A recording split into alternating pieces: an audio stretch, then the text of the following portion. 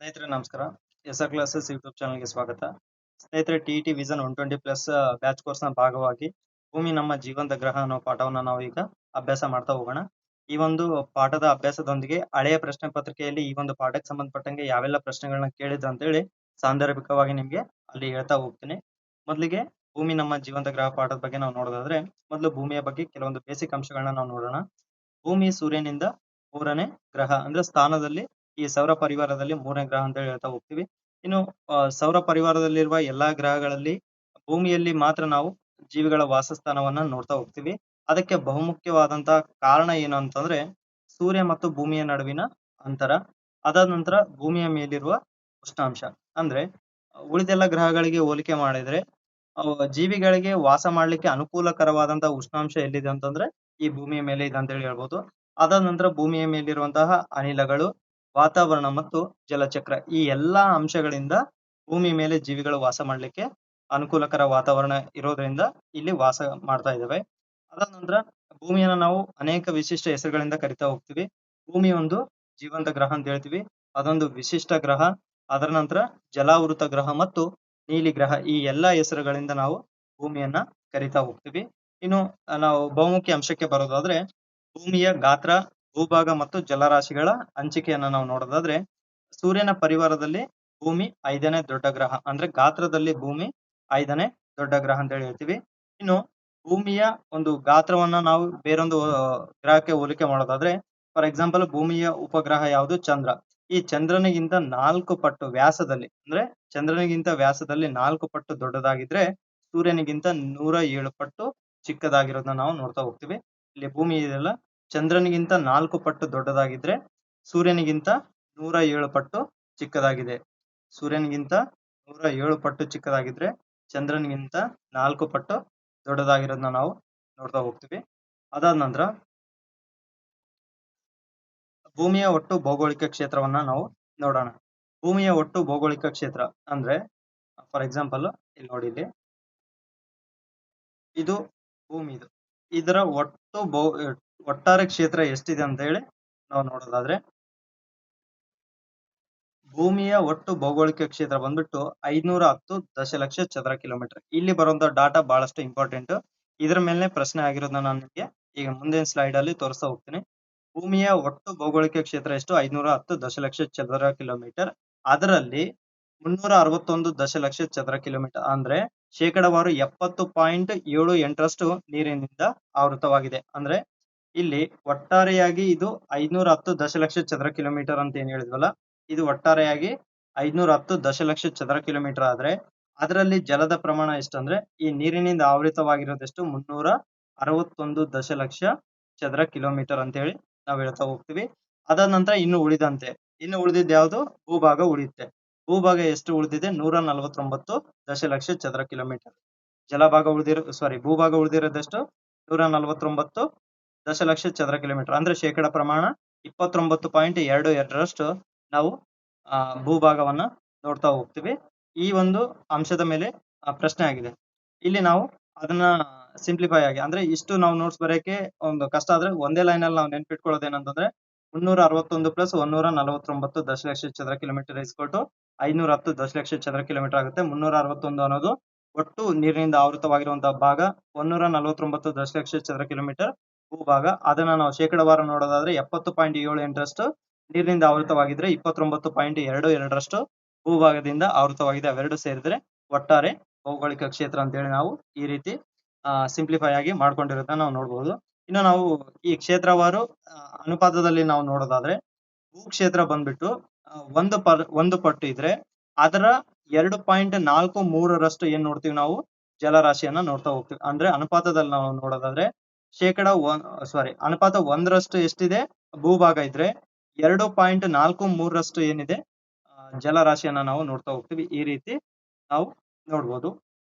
ಇನ್ನು ಈ ಅಂಶಕ್ಕೆ ಸಂಬಂಧಪಟ್ಟಂಗೆ ನಾವು ಪ್ರಶ್ನೆ ನೋಡೋದಾದ್ರೆ ಇಲ್ಲಿದೆ ನೋಡ್ರಿ, ಭೂಮಿಯ ಒಟ್ಟು ಭೌಗೋಳಿಕ ಭೂ ಪ್ರದೇಶದಲ್ಲಿ ಭೂಭಾಗವು ಆವರಿಸಿರುವುದು ಎಷ್ಟು? ಅಂದ್ರೆ ಒಟ್ಟು ಭೌಗೋಳಿಕ ಪ್ರದೇಶದಲ್ಲಿ ಭೂಭಾಗ ಎಷ್ಟನ್ನ ಆವರಿಸಿದೆ ಅಂತೇಳಿ ಇಲ್ಲಿ ಪ್ರಶ್ನೆ ಕೇಳಿದ್ರೆ ಆಪ್ಷನ್ 1 361 ದಶಲಕ್ಷ ಚದರ ಕಿಲೋಮೀಟರ್, ಎರಡನೇದು 157, ಮೂರನೇದು 149, ನಾಲ್ಕನೇದು 147 ದಶಲಕ್ಷ ಚದರ ಕಿಲೋಮೀಟರ್. ಇದಕ್ಕೆ ಸರಿಯಾದ ಉತ್ತರವನ್ನ ನೀವೇ ಆಯ್ಕೆ ಮಾಡ್ಕೊಳ್ಳಿ.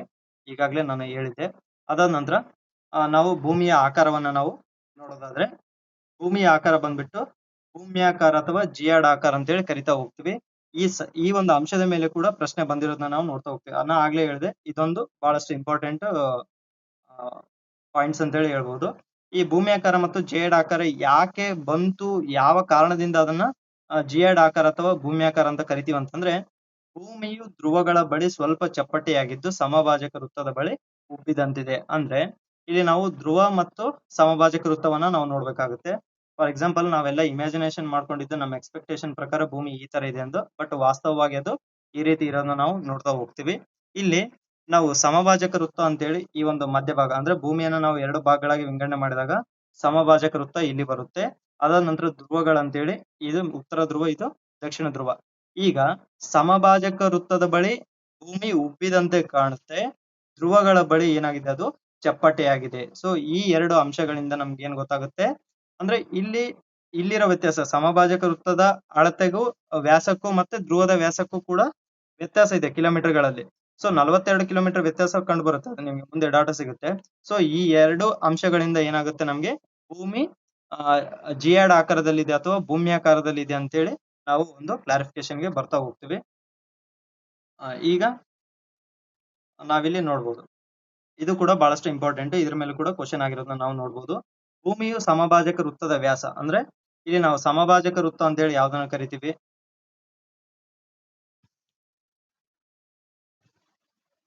ಇದು ಸಮಭಾಜಕ ವೃತ್ತ, ಇದು ಸಮಭಾಜಕ ವೃತ್ತ.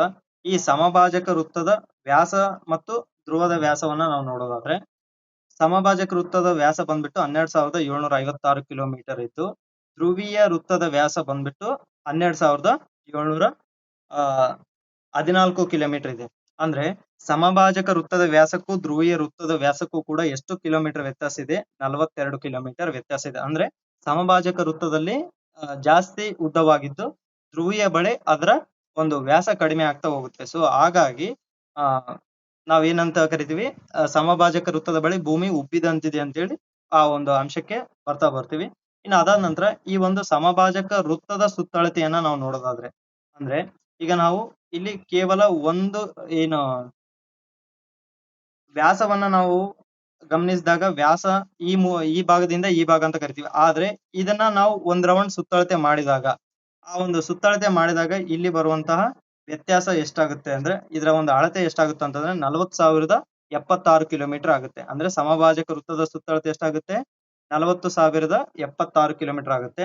ಇನ್ನು ಧ್ರುವೀಯ ಸುತ್ತಳತೆ ಬಂದ್ಬಿಟ್ಟು 40,008 ಕಿಲೋಮೀಟರ್. ಅಂದ್ರೆ ಸುತ್ತಳತೆಯಲ್ಲಿ ಕೂಡ ವ್ಯತ್ಯಾಸ ಎಷ್ಟಿದೆ, 68 ಕಿಲೋಮೀಟರ್ ವ್ಯತ್ಯಾಸವನ್ನ ನಾವು ನೋಡ್ತಾ ಹೋಗ್ತೀವಿ. ಅಂದ್ರೆ ಈ ಸಮಭಾಜಕ ವೃತ್ತದ ಸುತ್ತಳತೆ ಬಂದ್ಬಿಟ್ಟು 40,076 ಕಿಲೋಮೀಟರ್, ಧ್ರುವೀಯ ಸುತ್ತಳತೆ ಬಂದ್ಬಿಟ್ಟು 40,008 ಕಿಲೋಮೀಟರ್, ಒಟ್ಟಾರೆಯಾಗಿ ವ್ಯತ್ಯಾಸ 68 ಕಿಲೋಮೀಟರ್ ನೋಡ್ತೀವಿ. ಈ ಮೇಲಿನ ಅಂಶಗಳಿಂದ ಅಂದ್ರೆ ಸಮಭಾಜಕ ವೃತ್ತದ ವ್ಯಾಸ, ಧ್ರುವೀಯ ವೃತ್ತದ ವ್ಯಾಸ, ಅದರ ಜೊತೆಗೆ ಸಮಭಾಜಕ ವೃತ್ತದ ಸುತ್ತಳತೆ ಮತ್ತು ಧ್ರುವೀಯ ಸುತ್ತಳತೆ, ಈ ಎಲ್ಲಾ ಅಂಶಗಳಿಂದ ನಮ್ಗೆ ಏನಂತ ಅರ್ಥ ಆಗತ್ತೆ ಅಂದ್ರೆ, ಭೂಮಿಯು ಜಿಯಾಡ್ ಆಕಾರದಲ್ಲಿದೆ ಅಂತೇಳಿ ನಮ್ಗೆ ಗೊತ್ತಾಗ್ತಾ ಬರುತ್ತೆ. ಇಲ್ಲಿ ಒಂದು ಪ್ರಶ್ನೆ ಇದೆ ನೋಡ್ರಿ, ಕಳೆದ ವರ್ಷ ಕೇಳಿರೋ ಪ್ರಶ್ನೆ ಇದು. ಪೃಥ್ವಿಯ ಆಕಾರವು ಇದರಿಂದ ನಿರ್ಧರಿಸಲ್ಪಡುತ್ತದೆ, ಅಂದ್ರೆ ಭೂಮಿಯ ಆಕಾರ ಇದರಿಂದ ನಿರ್ಧರಿಸಲ್ಪಡುತ್ತದೆ. ದೈನಂದಿನ ಚಲನೆಯ ವೇಗಗಳಿಂದ ಅದು ತಪ್ಪು. ಸಮಭಾಜಕ ವೃತ್ತದ ವ್ಯಾಸದಿಂದ, ಸಮಭಾಜಕ ವೃತ್ತದ ಒಂದೇ ವ್ಯಾಸವನ್ನ ಹಿಡ್ಕೊಂಡ್ರೆ ಧ್ರುವದಲ್ಲಿ ಇಷ್ಟಿದೆ ಅಂತೇಳಿ ನಮ್ಗೆ ಹೆಂಗ್ ಗೊತ್ತಾಗುತ್ತೆ. ಸೊ ಹಂಗಾಗಿ ಅದು ಕೂಡ ತಪ್ಪು. ಇನ್ನು ಕಕ್ಷೆಯ ಚಲನೆ ಅಂದ್ರೆ, ಈ ಒಂದು ಸೂರ್ಯನ ಸುತ್ತಬೇಕಾದ್ರೆ ಅದು ಕಕ್ಷೆಯಲ್ಲಿ ಚಲನೆ ಮಾಡ್ತಲ್ಲ, ಅದರಿಂದನ ಅಂತ ಕೇಳುತ್ತೆ, ಬಟ್ ತಪ್ಪು. ಇದಕ್ಕೆ ಸರಿಯಾದ ಉತ್ತರ ಬಂದ್ಬಿಟ್ಟು ಸಮಭಾಜಕ ವೃತ್ತ ಮತ್ತು ಧ್ರುವೀಯ ವ್ಯಾಸಗಳು ಎರಡರಿಂದ ನಮ್ಗೆ ಏನ್ ಗೊತ್ತಾಗುತ್ತೆ, ಭೂಮಿಯು ಅಂದ್ರೆ ಪೃಥ್ವಿ ಆಕಾರ ಅಂದ್ರೆ ಜಿಯಾಡ್ ಆಕಾರದಲ್ಲಿ ಇದೆ ಅಂತೇಳಿ ನಮ್ಗೆ ತಿಳಿತಾ ಬರುತ್ತೆ. ಅದಾದ ನಂತರ ಇದು ಕ್ಲಾರಿಫಿಕೇಶನ್ ಬಂತು 2 ಕ್ವಶನ್ಗಳಿಗೆ.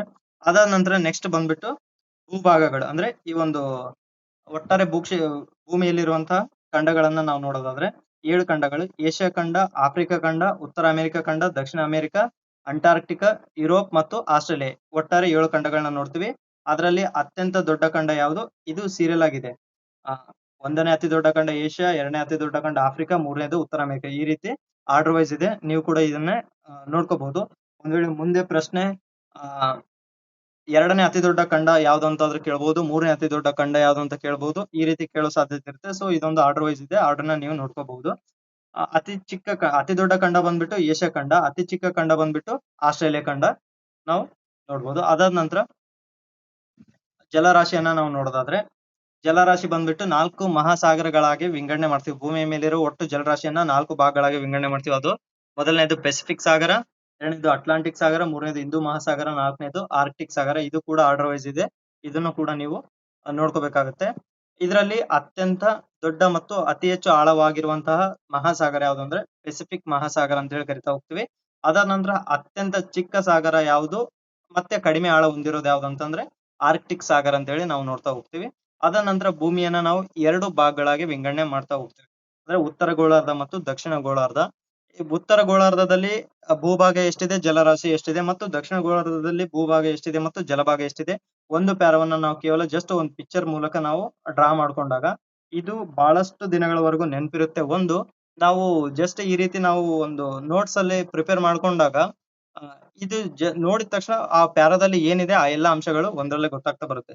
ಸೊ ಹಾಗಾಗಿ ಇಲ್ಲಿ ಉತ್ತರ ಗೋಳಾರ್ಧದ ಬಗ್ಗೆ ನಾವು ನೋಡೋದಾದ್ರೆ, ಈ ಒಂದು ಉತ್ತರ ಗೋಳಾರ್ಧವು 60% ಭೂಭಾಗವನ್ನು ಹೊಂದಿದ್ದು 40% ಜಲರಾಶಿಯನ್ನ ಒಳಗೊಂಡಿದೆ. ಸೊ ಹಾಗಾಗಿ ಇದನ್ನ ಏನಂತ ಕರಿತೀವಿ, ಭೂ ಪ್ರಧಾನ ಗೋಳಾರ್ಧ ಅಂತ ಹೇಳಿ ಕರಿತೀವಿ. ಇದನ್ನೇನಂತ ಕರಿತೀವಿ, ಭೂ ಪ್ರಧಾನ ಗೋಳಾರ್ಧ ಅಂತ ಕರಿತೀವಿ. ಅದಾದ ನಂತರ ದಕ್ಷಿಣ ಗೋಳಾರ್ಧದ ಬಗ್ಗೆ ನಾವು ನೋಡೋದಾದ್ರೆ, 81% ಜಲರಾಶಿಯನ್ನ ಹೊಂದಿದ್ದು 19% ಭೂಭಾಗವನ್ನ ಹೊಂದಿರೋ ಕಾರಣದಿಂದ ಇದನ್ನ ಜಲ ಪ್ರಧಾನ ಗೋಳಾರ್ಧ ಅಂತ ಹೇಳಿ ನಾವು ಕರಿತಾ ಹೋಗ್ತೀವಿ. ಈ ಒಂದು ಒಟ್ಟಾರೆ ಒಂದು ಪ್ಯಾರಾವನ್ನ ನಾವು ಜಸ್ಟ್ ಒಂದು ಡ್ರಾಯಿಂಗ್ ಮೂಲಕ ಒಂದು ಪಿಕ್ಚರ್ ಅಲ್ಲಿ ನಾವು ಹಿಡಿದಿಡ್ಬಹುದು. ಅದಾದ ನಂತರ ಅಕ್ಷಾಂಶಗಳ ಮತ್ತು ರೇಖಾಂಶಗಳ ಬಗ್ಗೆ ನಾವು ನೋಡೋದಾದ್ರೆ, ಇವುಗಳನ್ನ ಭೌಗೋಳಿಕ ನಿರ್ದೇಶಾಂಕಗಳಂತ ಕರೀತಾರೆ. ಅಂದ್ರೆ ಅಕ್ಷಾಂಶ ಮತ್ತು ರೇಖಾಂಶಗಳನ್ನ ಭೌಗೋಳಿಕ ನಿರ್ದೇಶಾಂಕಗಳಂತ ಕರೀತಾರೆ. ಅದರ ಜೊತೆಗೆ ಭೌಗೋಳಿಕ ಜಾಲ ವ್ಯವಸ್ಥೆ ಅಂತ ಕೂಡ ಅದನ್ನ ಕರಿತಾ ಹೋಗ್ತೀವಿ. ಮೊದಲನೇದಾಗಿ ಅಕ್ಷಾಂಶಗಳ ಬಗ್ಗೆ ನಾವು ನೋಡೋದಾದ್ರೆ, ಸಮಭಾಜಕ ವೃತ್ತಕ್ಕೆ ಸಮಾನಾಂತರವಾಗಿರುವಂತೆ ಗೋಳದ ಮೇಲೆ ಪೂರ್ವ ಪಶ್ಚಿಮವಾಗಿ ಎಳೆದಿರುವ ಕಾಲ್ಪನಿಕ ರೇಖೆಗಳನ್ನ ನಾವೇನಂತ ಕರಿತೀವಿ, ಅಕ್ಷಾಂಶಗಳು ಅಂತೇಳಿ ಕರಿತಾ ಹೋಗ್ತೀವಿ. ಏನು ಸಮಭಾಜಕ ವೃತ್ತದಿಂದ ಇಲ್ಲಿ ಒಂದು ಪಿಕ್ಚರ್ ಮೂಲಕ ನಾವು ನೋಡ್ಬೋದು. ಇದು ಸಮಭಾಜಕ ವೃತ್ತ 0 ಡಿಗ್ರಿ ಅಂತೇಳಿ ನಾವು ಕರಿತಾ ಹೋಗ್ತೀವಿ. ಈ 0 ಡಿಗ್ರಿಯ ಉತ್ತರ ಮತ್ತು ದಕ್ಷಿಣಕ್ಕೆ, ಈ 0 ಡಿಗ್ರಿಯಿಂದ ಮೇಲ್ಗಡೆ ಉತ್ತರ, ಕೆಳಗಡೆ ದಕ್ಷಿಣ, ಇದು ನಾರ್ತ್, ಇದು ಸೌತ್ ಅಂತೇಳಿ ಕರಿತಾ ಹೋಗ್ತೀವಿ. ಈ 0 ಡಿಗ್ರಿಯಿಂದ ಮೇಲ್ಗಡೆ ಉತ್ತರಕ್ಕೆ 90 ಡಿಗ್ರಿ, ದಕ್ಷಿಣಕ್ಕೆ 90 ಡಿಗ್ರಿ ಅಂತ ಕರಿತಾ ಹೋಗ್ತೀವಿ. ಸಮಭಾಜಕ ವೃತ್ತಕ್ಕೆ ಸಮಾನಾಂತರವಾಗಿರುವಂತೆ ಅಂದ್ರೆ ಇಲ್ಲಿ 0 ಡಿಗ್ರಿ ಇದೆಯಲ್ಲ, 0 ಡಿಗ್ರಿಗೆ ಮೇಲೆ ಎಷ್ಟು ಅಂತರದ ಎಳೆಯಲಾಗಿದೆನೋ ಕೆಳಗಡೆನೂ ಅಷ್ಟೇ ಅಂತರವಾಗಿ ಎಳೆಯಲಾಗಿದೆ. ಅಂದ್ರೆ ಸಮಾನಾಂತರವಾಗಿ, ಸಮ ಅಂತರ ಎರಡಲ್ಲೂ ಕೂಡ ಸಮಾನವಾಗಿರುವಂತಹ ಅಂತರ ಇರುತ್ತೆ. ಸೊ ಈ ರೀತಿ ಪೂರ್ವ ಪಶ್ಚಿಮವಾಗಿ ಎಳೆದಿರುವಂತಹ, ಅಂದ್ರೆ ಈ ಕಡೆ ನಾವು ಈಸ್ಟ್ ಅಂತ ಕರಿತೀವಿ, ಈ ಕಡೆ ವೆಸ್ಟ್ ಅಂತ ಕರಿತೀವಿ. ಇದು ಮೇಲ್ಗಡೆ ನಾರ್ತ್, ಕೆಳಗಡೆ ಸೌತ್. ಅಂದ್ರೆ ಸಮಭಾಜಕ ವೃತ್ತಕ್ಕೆ ಸಮಾನಾಂತರವಾಗಿ ಪೂರ್ವ ಪಶ್ಚಿಮವಾಗಿ ಎಳೆದಿರುವ ರೇಖೆಗಳನ್ನ ನಾವೇನಂತ ಕರಿತೀವಿ, ಅಕ್ಷಾಂಶಗಳು ಅಂತೇಳಿ ಕರಿತಾ ಹೋಗ್ತೀವಿ. ಇಲ್ಲಿ ಪ್ರಮುಖ ಅಕ್ಷಾಂಶಗಳನ್ನು ಕೂಡ ಇಲ್ಲಿ ಇಂಗ್ಲಿಷ್ ಅಲ್ಲಿ ಕೊಟ್ಟಿರೋದನ್ನ ನೋಡ್ತೀವಿ, ಅದನ್ನ ನಾನು ಕನ್ನಡದಲ್ಲಿ ಕೂಡ ಕೊಟ್ಟಿದ್ದೀನಿ, ನೋಡ್ಬೋದು. ಇನ್ನು ಇಲ್ಲಿ ಪ್ರತಿಯೊಂದು ಅಕ್ಷಾಂಶಗಳು ಅಂದ್ರೆ 0 ಡಿಗ್ರಿಯ ನಂತರ ಕೆಳಗಡೆ, ಅಂದ್ರೆ 0 ಡಿಗ್ರಿಯಿಂದ ಕೆಳಗಡೆ 90 ಡಿಗ್ರಿಗೆ ಮತ್ತೆ ಮೇಲ್ಗಡೆ 90 ಡಿಗ್ರಿಗೆ ಬರ್ಬೇಕಾದ್ರೆ ಅವುಗಳ ಅಂತರ ಏನಾಗುತ್ತೆ, ಮೇಲ್ಗಡೆ ಕಡಿಮೆ ಆಗ್ತಾ ಬರುತ್ತೆ. ಯಾಕಂತಂದ್ರೆ ಇಲ್ಲಿ ನೋಡ್ರಿ, ಜಸ್ಟ್ ರೇಖಾಂಶಗಳ ಎಲ್ಲವೂ ಕೂಡ ಒಂದೇ ಅಳತೆಯನ್ನ ಹೊಂದಿದ್ರೆ, ಒಂದೇ ರೀತಿಯ ಉದ್ದವನ್ನ ಹೊಂದಿದ್ರೆ ಅಕ್ಷಾಂಶಗಳ ಉದ್ದ ಏನಾಗುತ್ತೆ, ಮೇಲಕ್ಕೆ ಮತ್ತು ಕೆಳಗಡೆಗೆ ಬಂದಂಗಿಲ್ಲ. ಅಂದ್ರೆ 90 ಡಿಗ್ರಿ ಉತ್ತರ, 90 ಡಿಗ್ರಿ ದಕ್ಷಿಣಕ್ಕೆ ಬಂದಂಗಿಲ್ಲ, ಅದರ ಅಳತೆ ಕಡಿಮೆ ಆಗ್ತಾ ಹೋಗುತ್ತೆ ಅಂತ ಹೇಳಿ ನಾವು ತಿಳ್ಕೊಬಹುದು. ಯಾಕಂದ್ರೆ ಇಲ್ಲಿ ಈ ರೀತಿ ನಾವು ಗೋಳಾಕಾರದಲ್ಲಿ ಇರೋದ್ರಿಂದ ಅವುಗಳ ಅಂತರ ಏನಾಗ್ತಾ ಬರುತ್ತೆ, ಕಡಿಮೆ ಆಗ್ತಾ ಬರುತ್ತೆ. ಇಲ್ಲಿ ನೋಡ್ಬೋದು,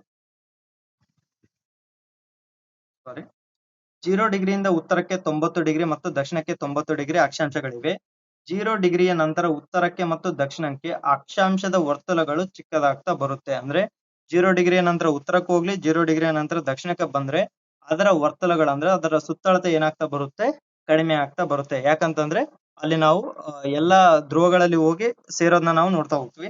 ಅದಾದ ನಂತರ 0 ಡಿಗ್ರಿಯನ್ನ ಒಳಗೊಂಡಂತೆ ಒಟ್ಟು 181 ಅಕ್ಷಾಂಶಗಳಿವೆ. ಒಟ್ಟು ಎಷ್ಟು ಅಕ್ಷಾಂಶಗಳಿವೆ, 181 ಅಕ್ಷಾಂಶಗಳಿವೆ. 0 ಡಿಗ್ರಿ ಒಂದನ್ನು ಸೇರ್ಕೊಂಡು ಮೇಲೆ 90, ಕೆಳಗಡೆ 90, ಒಟ್ಟು 181 ಅಕ್ಷಾಂಶಗಳನ್ನ ನಾವು ನೋಡ್ತಾ ಹೋಗ್ತೀವಿ.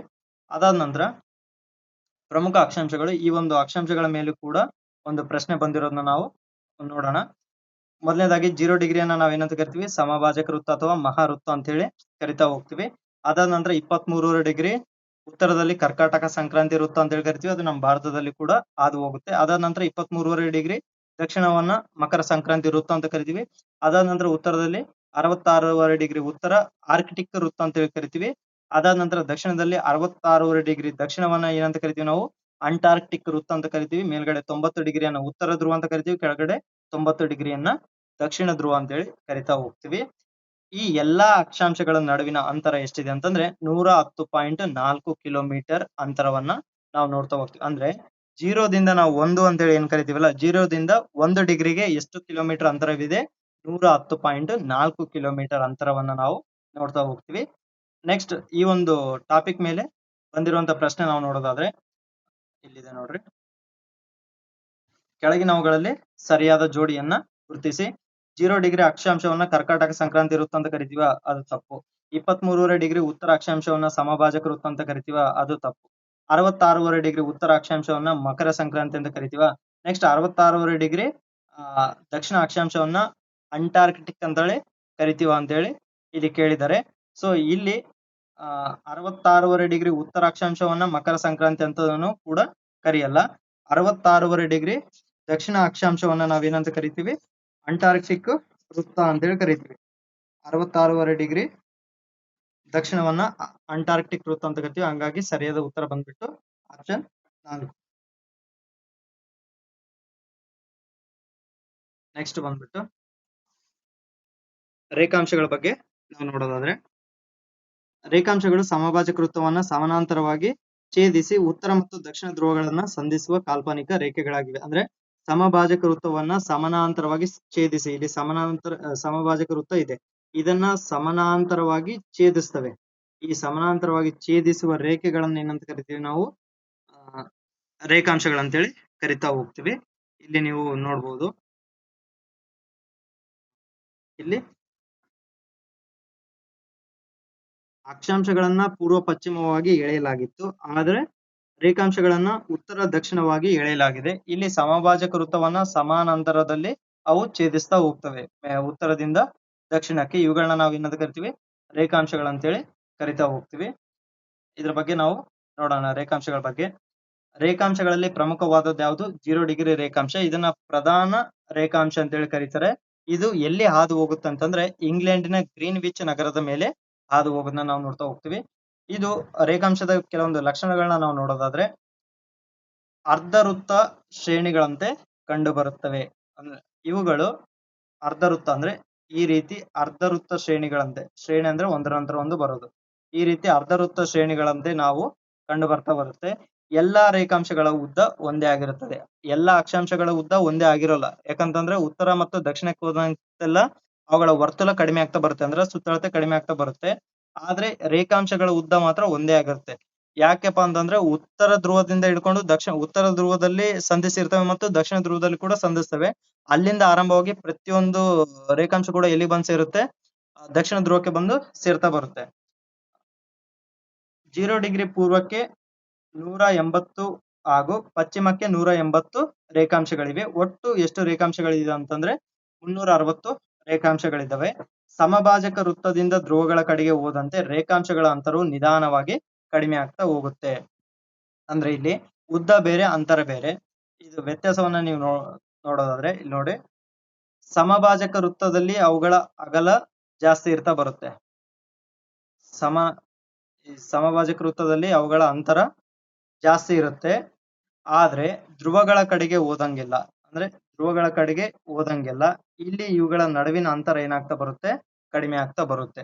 ಇದು ಡಿಸ್ಕ್ರಿಪ್ಟಿವ್ ಟೈಪ್ ಆನ್ಸರ್ ಬರಿಬೇಕಾದ್ರೂ ಕೂಡ ನಿಮ್ಗೆ ಹೆಲ್ಪ್ ಆಗುತ್ತೆ ಅಂತ ಹೇಳಿ ಈ ಪಿಕ್ಚರ್ಸ್ ನ ಹಾಕಿದ್ದೀನಿ.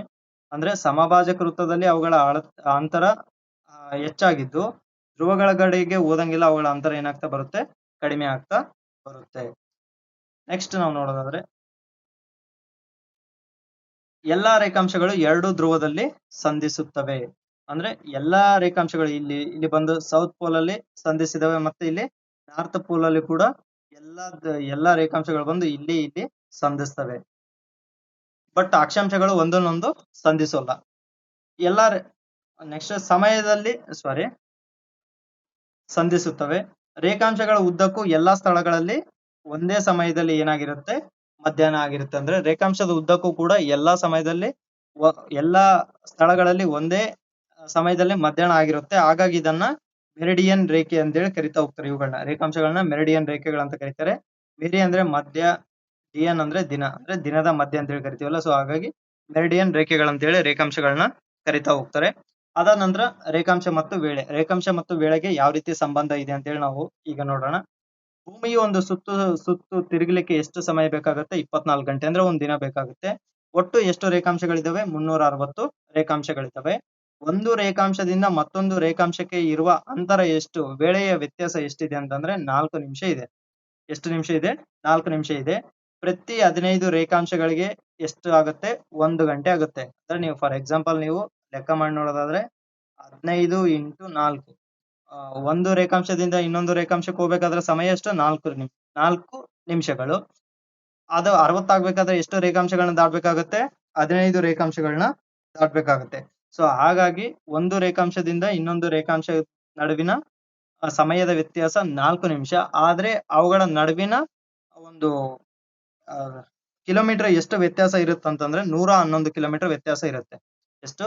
111 ಕಿಲೋಮೀಟರ್ ವ್ಯತ್ಯಾಸ. ಒಂದು ರೇಖಾಂಶದಿಂದ ಇನ್ನೊಂದು ರೇಖಾಂಶದ ಅಳತೆ ವ್ಯತ್ಯಾಸ ಎಷ್ಟಿರುತ್ತೆ? 111 ಕಿಲೋಮೀಟರ್ ಇರುತ್ತೆ. ಅದು ಎಲ್ಲಿ? ಧ್ರುವಗಳ ಬಳಿ ಅತಿ ಹೆಚ್ಚು ಅಂತಂದ್ರೆ 111 ಕಿಲೋಮೀಟರ್ ವ್ಯತ್ಯಾಸವನ್ನ ನಾವು ನೋಡ್ತಾ ಹೋಗ್ತೀವಿ.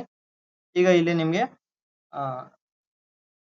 ಪ್ರತಿ 15 ರೇಖಾಂಶಗಳಿಗೆ 1 ಗಂಟೆ ಸಮಯ ಆಗನ್ನ ನೋಡ್ತಾ ಹೋಗ್ತೀವಿ. ಇಲ್ಲಿ ನಾವು ಸಮಯ ಅಳತೆ ಮಾಡೋದಾದ್ರೆ 360 ಅನ್ನೋದು ಒಟ್ಟು ರೇಖಾಂಶಗಳು. ಅದನ್ನ 4 ನಿಮಿಷದ ಅಂತರದಿಂದ ನಾವು ಗುಣಿಸಿದಾಗ ಎಷ್ಟಾಗುತ್ತೆ? ಒಟ್ಟು 1440 ನಿಮಿಷಗಳಾಗುತ್ತೆ. ಅದನ್ನ ನಾವು ಗಂಟೆಗಳಲ್ಲಿ, ಅಂದ್ರೆ 60 ನಿಮಿಷಗಳಿಗೆ ಒಮ್ಮೆ 1 ಗಂಟೆ ಆಗುತ್ತಲ್ಲ, ಅದರಿಂದ ಭಾಗಿಸಿದಾಗ ಒಟ್ಟು ದಿನಕ್ಕೆ ಎಷ್ಟು ಗಂಟೆಗಳು ಬರುತ್ತೆ?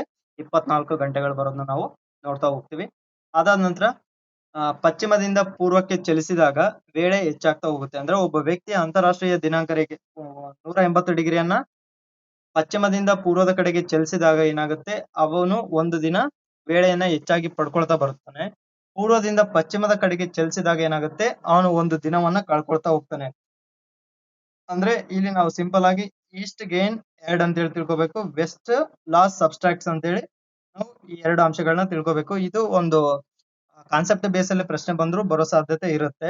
ಸೊ ಹಾಗಾಗಿ ಇದನ್ನ ನೀವು ಕ್ಲಿಯರ್ ಆಗಿ ನೋಡ್ಕೋಬೇಕು. ಅದಾದ ನಂತರ ಸ್ಥಾನಿಕ ವೇಳೆ ಅಂದ್ರೆ ಸ್ಥಳೀಯ ವೇಳೆ ಅಂತ ಕರಿತೀವಿ. ಸ್ಥಾನಿಕ ವೇಳೆಯು ಆ ಸ್ಥಳದ ರೇಖಾಂಶವನ್ನ ಆಧರಿಸಿರುತ್ತದೆ.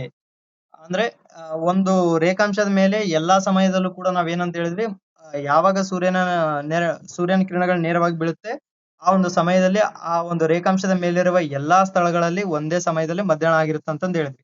ಸೊ ಹಾಗಾಗಿ ಪ್ರತಿಯೊಂದು ಸ್ಥಳವು ತನ್ನ ರೇಖಾಂಶದ ಆಧಾರದ ಮೇಲೆ ಸ್ಥಳವನ್ನ ನಿರ್ಧರಿಸಲಾಗ್ತಾ ಬರುತ್ತೆ.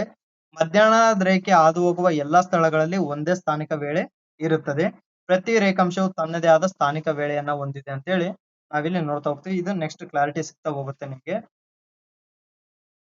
ಇನ್ನು ಈ ಪ್ರಮಾಣ ವೇಳೆಯಲ್ಲಿ ನಾವು ನೋಡೋದಾದ್ರೆ ಇದನ್ನ ಸ್ಟ್ಯಾಂಡರ್ಡ್ ಟೈಮ್ ಅಂತ ಹೇಳಿ ಕರಿತೀವಿ. ಒಂದು ದೇಶದ ಮಧ್ಯದಲ್ಲಿ ಹಾದು ಹೋಗುವ ಎಲ್ಲಾ ರೇಖಾಂಶಗಳ ವೇಳೆಯನ್ನು ಆಧರಿಸಿ ಒಂದು ದೇಶದ ಮಧ್ಯದಲ್ಲಿ ಹಾದು ಹೋಗುವ ರೇಖಾಂಶದ ವೇಳೆಯನ್ನು ಆಧರಿಸಿ ಆ ವೇಳೆಯನ್ನು ದೇಶದ ಎಲ್ಲಾ ಭಾಗಗಳಿಗೆ ಅನುಸರಿಸುವುದೇ ಪ್ರಮಾಣ ವೇಳೆ. ಅಂದ್ರೆ ಫಾರ್ ಎಕ್ಸಾಂಪಲ್ ಇಲ್ಲಿ ನಾವು ಒಂದು ಮ್ಯಾಪ್ ಮೂಲಕ ನೋಡೋಣ. ಇಲ್ಲಿ ನೋಡಿ, ನಮ್ಮ ಭಾರತದ ಒಂದು ತುದಿಗಳಲ್ಲಿ ಇರುವಂತಹ ರೇಖಾಂಶಗಳನ್ನ ನಾವು ನೋಡೋದಾದ್ರೆ ಇಲ್ಲಿ ಪೂರ್ವ ಭಾಗದಲ್ಲಿ 97 ಡಿಗ್ರಿ ರೇಖಾಂಶವನ್ನ ನೋಡ್ತಾ ಹೋಗ್ತೀವಿ. ಈ ಕಡೆ ಪಶ್ಚಿಮದಲ್ಲಿ 68 ಡಿಗ್ರಿ ರೇಖಾಂಶವನ್ನ ನಾವು ನೋಡ್ತಾ ಹೋಗ್ತೀವಿ. ನಾವು ಈ ಭಾಗದಲ್ಲಿ ಇದ್ದಾಗ ಈ ಭಾಗದಲ್ಲಿ ಇಲ್ಲಿಂದ ಇಲ್ಲಿಗೆ ಹೋಗ್ಬೇಕಾದ್ರೆ ಸಮಯದ ವ್ಯತ್ಯಾಸ, ಯಾಕಂದ್ರೆ ಪ್ರತಿಯೊಂದು ರೇಖಾಂಶಕ್ಕೂ ಎಷ್ಟು ನಿಮಿಷ ಬೇಕಾಗುತ್ತೆ? 4 ನಿಮಿಷಗಳ ಸಮಯದ ಅಂತರ ಬೇಕಾಗ್ತಾ ಬರುತ್ತೆ. ಸೊ ಇಂಥ ಸಮಯದಲ್ಲಿ ಅಂದ್ರೆ ಇಲ್ಲಿ ಒಂದು ಸಮಯವನ್ನು ಗುರುತಿಸ್ಬೇಕು, ಇಲ್ಲಿ ಒಂದು ಸಮಯವನ್ನು ಗುರುತಿಸ್ಬೇಕಾಗುತ್ತೆ. ಫಾರ್ ಎಕ್ಸಾಂಪಲ್ ಇಲ್ಲಿ ಅರುಣಾಚಲ ಪ್ರದೇಶದಲ್ಲಿ 4 ಗಂಟೆ ಆದಾಗ ಇಲ್ಲಿ 2 ಗಂಟೆ ಆಗಿರುತ್ತೆ. ಸೊ ಈ ರೀತಿ ಸಮಯದ ವ್ಯತ್ಯಾಸ ಇರೋ ಕಾರಣದಿಂದ ಇಡೀ ದೇಶದಲ್ಲಿ ಒಂದೊಂದು ರೇಖಾಂಶದ ಮೇಲೆ ಒಂದೊಂದು ಸಮಯವನ್ನು ಗುರುತಿಸ್ಲಿಕ್ಕೆ ಬರಲ್ಲ.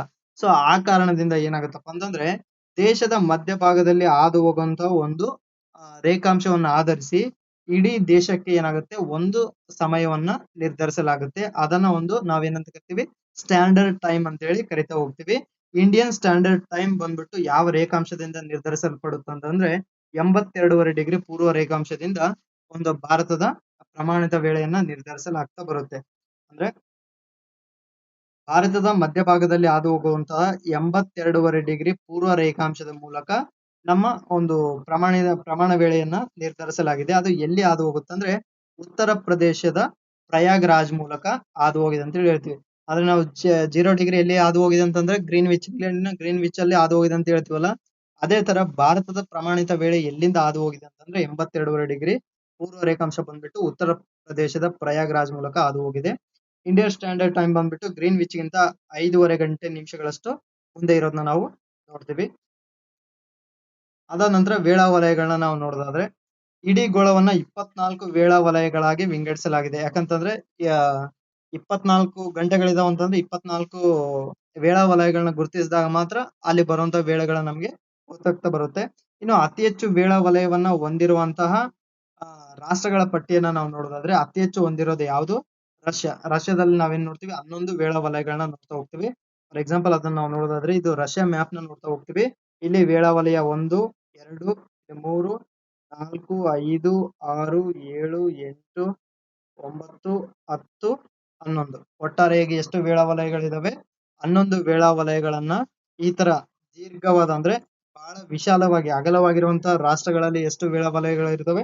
11 ವೇಳಾ ವಲಯಗಳು. ಇಡೀ ಜಗತ್ತಿನಲ್ಲಿ ಅತ್ಯಂತ ಹೆಚ್ಚು ವೇಳಾ ವಲಯ ಹೊಂದಿರುವಂತಹ ರಾಷ್ಟ್ರ ಯಾವುದು? ರಷ್ಯಾ. ನೋಡ್ಬೋದು ರಷ್ಯಾ ಎಷ್ಟು ವಿಶಾಲವಾಗಿ ವ್ಯಾಪಿಸಿದೆ ಅಂದ್ರೆ 2 ಖಂಡಗಳಲ್ಲಿ ಕೂಡ ವ್ಯಾಪಿಸಿರುವಂತಹ ರಾಷ್ಟ್ರ ಯಾವ್ದು ಅಂತಂದ್ರೆ ರಷ್ಯಾ ಅಂತ ಹೇಳಿ ಅದನ್ನ ಕರಿತಾ ಹೋಗ್ತೀವಿ. ಇನ್ನು ಅದರ ನಂತರ USA 5 ವೇಳಾ ವಲಯಗಳನ್ನ ಒಳಗೊಂಡಿದೆ. ಕೆನಡಾ 5 ವೇಳಾ ವಲಯಗಳನ್ನ ಒಳಗೊಂಡಿದೆ. ಆಸ್ಟ್ರೇಲಿಯಾ 5 ವೇಳಾ ವಲಯಗಳನ್ನ ಹೊಂದಿದೆ. ಸರ್ USA ನೋಡಕ್ಕೆ ಬಹಳ ಚಿಕ್ಕದಾಗಿದೆಯಲ್ಲ ಸರ್, ಅದ್ ಹೆಂಗೆ 5 ವೇಳಾ ವಲಯಗಳನ್ನ ಒಳಗೊಂಡಿರ್ತಂತಂದ್ರೆ ಈ USA ಗೆ ಸಂಬಂಧಪಟ್ಟಂಗೆ ಕೆಲವೊಂದು ದ್ವೀಪಗಳು ಅವೆಲ್ಲ ಇದಾವೆ. ಫಾರ್ ಎಕ್ಸಾಂಪಲ್ ಅಲಾಸ್ಕಾ ಯಾವ್ದಕ್ ಸೇರಿದೆ? ಕೆನಡಾ ನಂತರ ಬರುತ್ತೆ ಅಲಾಸ್ಕಾ. ಆ ಅಲಾಸ್ಕಾ ಸೇರಿರೋದು ಯಾರಿಗೆ? USA ಗೆ ಸೇರಿದೆ. ಸೊ ಹಾಗಾಗಿ ಅಲ್ಲಿ ಕೂಡ ಅಲ್ಲಿನ ವೇಳಾ ವಲಯ ಕೂಡ ಯಾವ್ದಕ್ಕೆ ಕನ್ಸಿಡರ್ ಆಗುತ್ತೆ? USA ಗೆ ಕನ್ಸಿಡರ್ ಆಗ್ತಾ ಹೋಗುತ್ತೆ. ಅದೇ ರೀತಿ ಕೆನಡಾ ಅದಾದ ನಂತರ ಆಸ್ಟ್ರೇಲಿಯಾದಲ್ಲೂ ಕೂಡ 3 ವೇಳಾ ವಲಯಗಳನ್ನ ನಾವು ನೋಡ್ತಾ ಹೋಗ್ತೀವಿ. ಅದಾದ ನಂತರ ಅಂತಾರಾಷ್ಟ್ರೀಯ ದಿನಾಂಕ ರೇಖೆ 180 ರೇಖೆಯನ್ನ ಪಶ್ಚಿಮದಿಂದ ಪೂರ್ವಕ್ಕೆ ದಾಟಿದಾಗ ಅಂದ್ರೆ ಫಾರ್ ಎಕ್ಸಾಂಪಲ್ ಏಷ್ಯಾದಿಂದ ನಾವು ಉತ್ತರ ಅಮೆರಿಕಕ್ಕೆ ಹೋದಾಗ ಒಂದು ದಿನವನ್ನ ನಾವು 2 ಬಾರಿ ಪಡಿಬೇಕಾಗುತ್ತೆ. ಫಾರ್ ಎಕ್ಸಾಂಪಲ್ ಇವತ್ತು ಡೇಟ್ 22ನ ನಾವು ಇಲ್ಲಿಂದ ಈ ಕಡೆ ಉತ್ತರ ಇಲ್ಲಿದ್ದಾಗ ಭಾರತದಲ್ಲಿದ್ದಾಗ ಇವತ್ತಿನ ಡೇಟ್ 22 ಇರುತ್ತೆ. ನಾವು ಉತ್ತರ ಅಮೆರಿಕಕ್ಕೆ ನಾವು ಹೋದಾಗ ನಾಳೆ ಡೇಟ್ ಅಲ್ಲಿ ಎಷ್ಟಿರುತ್ತೆ? 22 ಇರುತ್ತೆ. ಸೊ ಅದಾದ ನಂತರ ಈ ಒಂದು ರೇಖೆಯನ್ನ ಅಂದ್ರೆ ಅಂತಾರಾಷ್ಟ್ರೀಯ ದಿನಾಂಕ ರೇಖೆಯನ್ನ 180 ರೇಖೆಯನ್ನ ಪೂರ್ವದಿಂದ ಪಶ್ಚಿಮಕ್ಕೆ ದಾಟುವಾಗ ಅಂದ್ರೆ ಉತ್ತರ ಅಮೆರಿಕದವರು ಏನಾದ್ರು ಏಷ್ಯಾಕ್ಕೆ ಬಂದ್ರು ಅಂತಂದ್ರೆ ಅಲ್ಲಿ ಒಂದು ದಿನವನ್ನ ಅವರು ಕಳೆದುಕೊಳ್ಬೇಕಾಗುತ್ತೆ.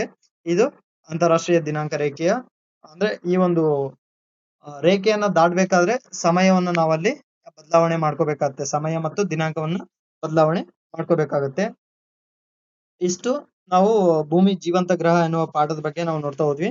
ಈಗ ಜಸ್ಟ್ ಟೆಟ್ಗೆ ಸಂಬಂಧಪಟ್ಟಂಗೆ ಒಂದೆರಡು ಅಂಶಗಳನ್ನ ನಾನು ಹೇಳೋದಾದ್ರೆ 2024 ಪೇಪರ್ನ ನಾನು ಜಸ್ಟ್ ರೀಸೆಂಟ್ ಆಗಿ ಅಬ್ಸರ್ವ್ ಮಾಡಿದೆ.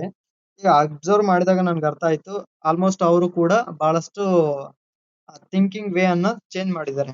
2 ವಿಷಯಗಳಲ್ಲಿ ಅವ್ರ ಥಿಂಕಿಂಗ್ ವೇ ಅನ್ನ ಚೇಂಜ್ ಮಾಡಿದ್ದಾರೆ.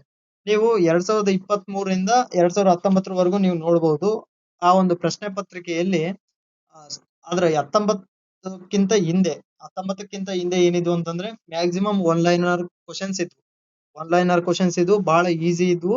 ಸೊ ಆಗ ಎಲಿಜಿಬಲ್ ಆದವರು ಕೂಡ ಪುಣ್ಯ. ಬಟ್ ರೀಸೆಂಟ್ ಆಗಿ ಒಂದು 3-4 ವರ್ಷಗಳಿಂದ ಏನ್ ನೋಡ್ತಾ ಇದೀವಿ ಅಂದ್ರೆ ಪ್ರತಿಯೊಂದು ಪ್ರಶ್ನೆಗಳು ಇಲ್ಲಿರುವ 1, 2, 3, 4, 5, 6, 7, 8 ಪ್ರಶ್ನೆಗಳು ಕೂಡ ಜಸ್ಟ್ ಇಮ್ಯಾಜಿನ್ ಮಾಡ್ಕೊಳಕ್ಕೂ ಕೂಡ ಕಷ್ಟ.